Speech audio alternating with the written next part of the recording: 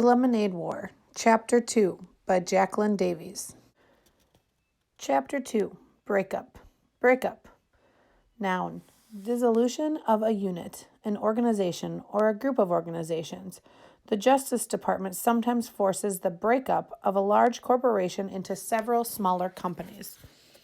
Jessie didn't get it. She just didn't get it. What was Evan's problem? He'd been acting like a weirdo for 2 days now, and it was just 2 days ago that the letter had arrived. But why would he be so upset about that letter? This is a puzzle, Jessie told herself, and I'm good at puzzles. But it was a puzzle about feelings, and Jessie knew that feelings were her weakest subject. Jessie sat in the cool darkness of the basement and thought back to Monday, the day the letter had come.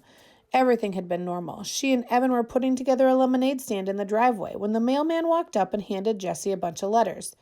Evan never bothered to look at the mail, but Jessie was always entering contests and expecting to win, so she flipped through the letters right away. Boring, boring, boring, said Jessie as each letter flashed by. Hey, something from school, addressed to Mom. She held up a plain white envelope. What do you think it is? Dunno, said Evan. He was in the garage, uncovering the small wooden table they usually used for a stand. It was buried under 2 snow tubes, 2 boogie boards, and the garden hose. Jessie watched while Evan gave a mighty pull and lifted the table up over his head. Wow, he's gotten so big, thought Jessie, remembering what Mom had said about Evan's growth spurt. Sometimes Jessie felt like Evan was growing twice as fast as she was. Growing up and growing away. It looks important, said Jessie. It looks like bad news, is what she thought in her head. Was there a problem, a complaint, a mix-up? All the nervousness she'd been feeling about skipping to 4th grade suddenly burbled up inside her. This table is really dirty, said Evan. Do you think we can just cover it with lots of cups in the pitcher and no one will notice? Jessie looked. The table was streaked with black. No. Evan groaned. I'll clean it, said Jessie. Evan had only agreed to have a lemonade stand because it was one of her favorite things to do. The least she could do for him was clean the gunk off the table. Maybe, she said, holding up the envelope again, they're postponing school. Maybe the first day isn't going to be next Tuesday, you think? That got Evan's attention. Let's ask Mom to open it, he said. Up in the humming cool of her office, Mrs. Tresky read the letter through once. Well, she said, this is a curveball. She looked right at Evan. Jessie thought her face looked worried. Evan, you and Jessie are going to be in the same class this year. You'll both have Mrs. Overton. Jessie felt relief flood her entire body. The same class? If she could have wished for one thing in the whole world, that's what she would have wished for. She would be with Evan, and Evan would make everything easier. He would introduce her to all those 4th graders. He would show them all that she was okay, not some puny 2nd grader who didn't really belong. But Evan didn't look happy. He looked angry. Why? He asked in an almost shouting voice. Mrs. Tresky scanned the letter. Well, the classes were small to start with, and now some of the 4th graders they thought would be attending aren't because they're moving or switching to private schools. So they need to combine the 2 small classes into one bigger class. This is so unfair, said Evan. I wanted Mrs. Scooby. I don't want, he looked at Jessie. This is so unfair. Jessie was surprised. This was great news. Why didn't Evan see that? They always had fun together at home. Now they could have fun together at school, too. It'll be fun, she said to Evan. It will not be fun, said Evan. School isn't fun. And then he stomped downstairs and locked himself in his room for the rest of the afternoon. They never finished the lemonade stand. And here it was, 2 days later, and Evan was still all locked up, even though he wasn't in his room.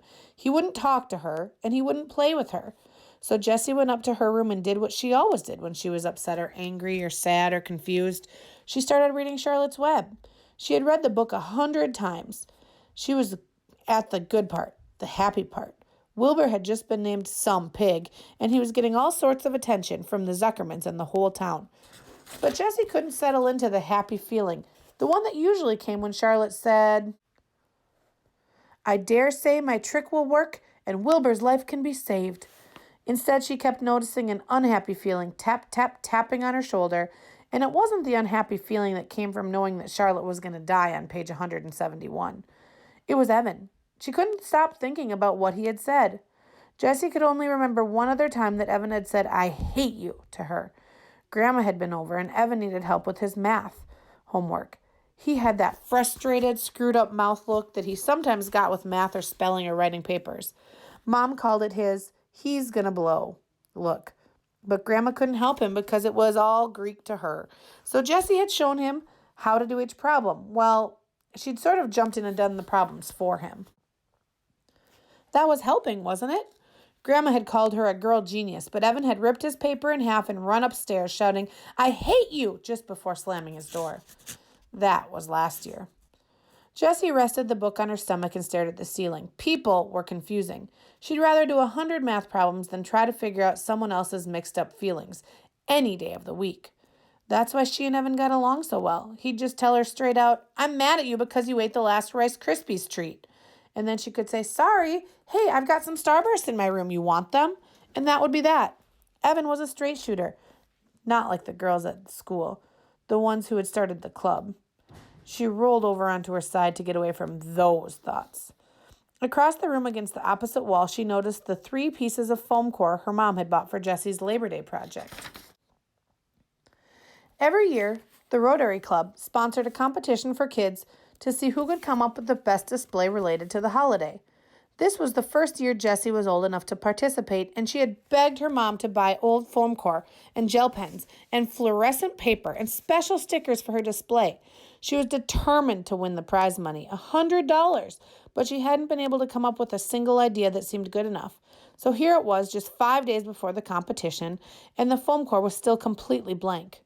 Jessie reached for her book. She didn't want to think about the girls at school, and she didn't want to think about the competition. She started reading again. Wilbur and Charlotte were at the fair, and Charlotte was beginning to show her age. Jessie read the words that Wilbur said to his best friend. "I'm awfully sorry to hear you're feeling poorly, Charlotte. Perhaps if you spin a web and catch a couple of flies, you'll feel better." Well, the second part didn't apply at all, but Jessie imagined herself saying the first line, "I'm awfully sorry to hear you're feeling poorly, Evan." It sounded about right. At least it would show him that she cared, and Jessie knew that this was important when someone was feeling upset. She decided to go downstairs and give it a try. She would do just about anything to get Evan back to the way he was before the letter. Jessie looked in the kitchen and the backyard. No Evan. She was halfway down the steps to the basement when she heard a noise coming from the garage. She opened the door and felt the full heat of the day on her skin. It was like some giant had blown his hot, stinky breath on her. In the garage, she found Evan and Scott Spencer. Weird, she thought. Evan doesn't even like Scott Spencer. They'd been on-again, off-again friends from kindergarten. But ever since Scott had purposely put Evan's bike helmet under the wheel of Miss Tresky's minivan so Mrs. Tresky ran it over, she backed out. When she backed out, the friendship had definitely been off. Jessie looked from Evan to Scott and back again. Now she had no idea what to say. "I'm awfully sorry to hear that you're feeling poorly, Evan." Didn't seem to make much sense when Evan was obviously having fun with his friend. She tried to think of something else to say. What could she come up with? All that she could come up with was, "What are you doing?" The boys were bent over a piece of cardboard. Evan was writing letters with a skinny red felt-tip pen. The purple cooler was in the middle of the garage, and 2 plastic chairs were stacked on top of it. On top of the chair was a brown paper bag. "Nothing," said Evan, not looking up. Jessie walked over to the boys and peered over Evan's shoulder. "Lemonade, 50 cents. She said, "You spelled lemonade wrong. It's an O, not an I." But she thought, "Oh, good, a lemonade stand. My favorite thing to do." The boys didn't say anything. Jessie saw Evan's mouth tighten up. "You want me to make the lemonade?" she asked. "Already made it," said Evan. "I could decorate the sign," she said. "I'm good at drawing butterflies and flowers and things." Scott snorted. "We don't want girl stuff like that on our sign." "Do you want to use my lockbox to keep the money in? It's got a tray with separate compartments for all the different coins." "Nope," said Evan, still working on the sign. "Well," she said, looking around, "I can clean the table for you." The small wooden table, still covered in black streaks, was pushing up against the bikes. "We're not using it," said Evan. "But we always use the table for a stand," said Jessie. Evan pushed his face in her direction. "We don't want it." Jessie took a couple of steps back. Her insides felt runny like a fried egg that hadn't cooked through. She knew she should go back into the house, but for some reason her legs wouldn't move. She stood still, her bare feet rooted to the cool cement. Scott whispered something to Evan, and the 2 boys laughed low and mean. Jessie swayed toward the door, but her feet stayed planted. She couldn't stand it that Evan wanted to be with Scott, who was a real jerk more than her. Hey, she said, I bet you need change. I've got a ton. You could have all my change, as long as you pay it back at the end of the day. Don't need it, said Evan. Yeah, you do, insisted Jessie. You always need change, especially in the beginning. You'll lose sales if you can't make change. Evan capped the pen with a loud snap and stuck it in his pocket. Scott's bankrolling us. His mom keeps a change jar, so we've got plenty. The boy stood up. Evan held the sign for Scott to read, turning his back on Jessie. Awesome, said Scott. Jessie knew the sign was not awesome. The letters were too small and thin to read from a distance. Evan should have used a fat marker instead of that skinny felt-tipped pen. Everybody knew that. There weren't any pretty decorations to attract customers, and the word lemonade was spelled wrong. Why wouldn't Evan take a little help from her? She just wanted to help. Scott turned to her and said, Are you really going to be in 4th grade this year? Jessie's back stiffened. Yup, she said. Wow, that is so freaky. Is not, she said, sticking her chin out. Is too, said Scott. I mean, you're a 2nd grader and now you're going to be a 4th grader? That's just messed up. Jessie looked at Evan, but he was busy taping the sign to the cooler. Lots of people skip grades, said Jessie. It's not that big a deal. It's completely weird, said Scott. I mean, you miss everything from a whole year. You missed the whole unit on Antarctica, and that was the best. And the field trip to the aquarium.